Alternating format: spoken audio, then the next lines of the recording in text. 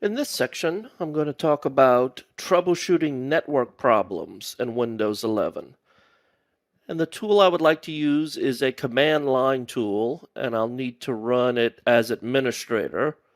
Off the start menu, I'll type in CMD, and when it gives me the option for the command prompt app, I'll right click and go to run as administrator. And if you see user account control, go ahead and click yes. In the administrative command prompt, I'm going to issue the command netsh space wlan space show space wlan report. And that wlan report is all one word. So again, netsh space wlan space show space wlan report, and press enter. Fairly quickly, it will create an HTML report and show you the path that it wrote that file to. So I'm going to navigate to that file.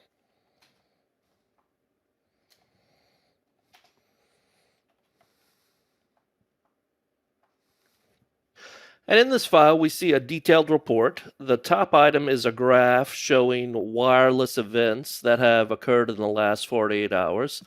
I don't have a wireless connection. I'm using a wired connection, so for me, the graph is empty.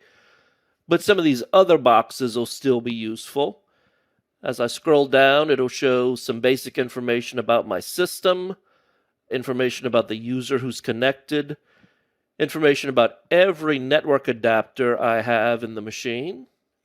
Then it will run ipconfig for every network adapter I have in the machine.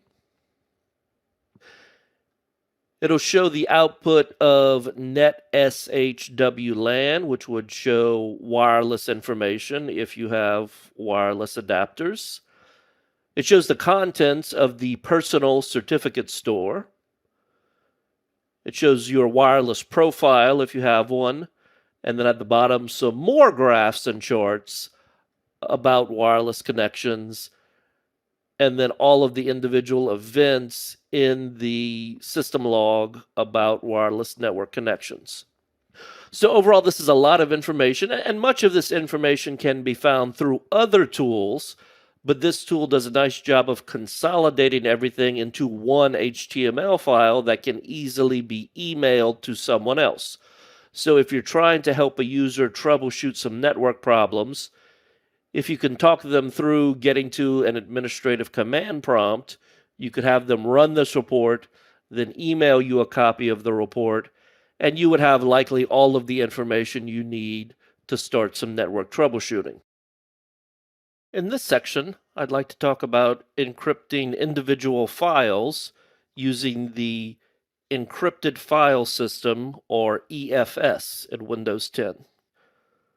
So I'm going to open up File Explorer and look at a specific file I created for this demonstration. It's just a text file with a little bit of text in it. I can right-click on that and go to Properties. In the Properties window near the bottom, I'll click on the Advanced button, which will pull up another dialog that near the bottom has the option to encrypt contents to secure data. So I'll go ahead and click on that. Click OK. And then back in the document properties, I'll click OK. I'll get a warning. It'll ask me if I want to encrypt just this file or both the file and the parent folder. I'm going to go with the file only and click OK. And now the icon for the document has changed slightly, but it might be difficult to see at this resolution. So I'm going to change the view to large icons. And now you can see there is a gold-colored lock next to the document, and that represents that the document is encrypted. If I double-click on the document, it'll open up for me, and I can make changes to it. And I can save those changes just like I normally would with any document. But because it's encrypted, it would prevent a user other than me from opening this file or modifying the file. We can see that if we right-click and go to Properties, again, the Advanced, And now earlier where I had clicked on the checkbox to encrypt the contents, I'll look at the details button, and it shows there's only one user who can access this file, and it is my account. I could add additional users if I wanted to, but typically with encrypted files, I keep them to myself. So right now, I am the only user that can access this file. It would remain encrypted for any other user, but Windows 11 will automatically decrypt it when I want to use it. In this section, I'd like to talk about configuring file history in a Windows 11 PC. Off the Start menu, I'll type in File, and I'll see an option for File History, which is a control panel. I'll click on that. It'll open up an interface that shows me that file history is currently turned off and give me the option to turn it on. For me, it's giving me the option to put it on the E drive. Depending on what drives you have available in your computer, you might see slightly different options. And on my E drive, I also have a lock icon that is unlocked because I enabled this drive to use BitLocker previously. But whether you have the lock or not, you should be able to use the drive for file history. So I'll go ahead and click Turn On. And now we see that file history is on. It says it's copying files from libraries, desktops, contacts, and favorites. So I'm going to minimize this and create a new file on my desktop by right-clicking, going to New and Text File. And I'll go ahead and open that text file and add a little bit of text to it. And I would like to save that.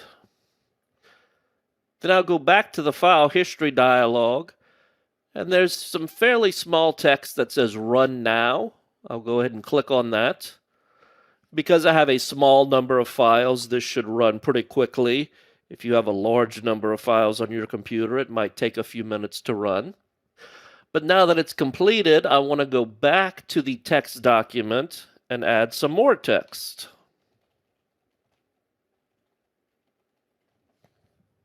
And also save it again. Then we'll go back to file history one more time, hit Run Now one more time, and now we should have enough to look at the file history. So from the menu on the left, I'll click on Restore Personal Files, and it'll show me a history of the different files it has. The one I'm looking for is on the desktop, and it is, of course, the new text document. When I double-click on that, I see the file in the state it is now with the complete text. At the bottom in the center, if I click on the arrow to the left, I will go back one version, and I will see the file as it existed the first time I ran the file history tool, where it had less text in the file. So this file history tool is, as the name implies, keeping a history of each file on my desktop.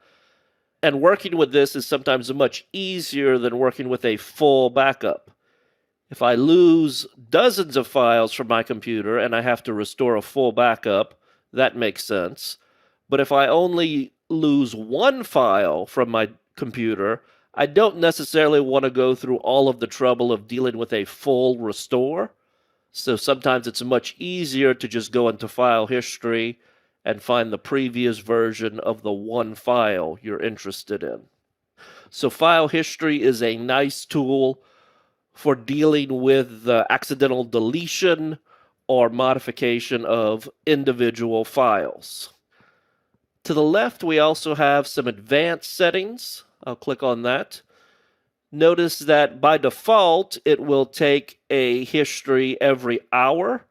We can change that anything from every 10 minutes to daily. I usually leave it at the default of every hour. And again, as I demonstrated, you can click on Run History Now to get a version anytime you want. The next option is for how long should we keep saved versions.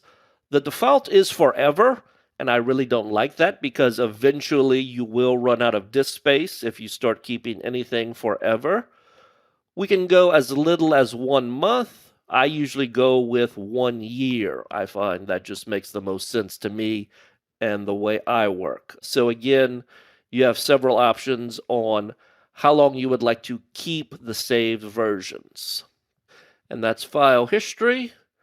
And I'll go ahead and delete this text file because I don't think I'll be needing it again.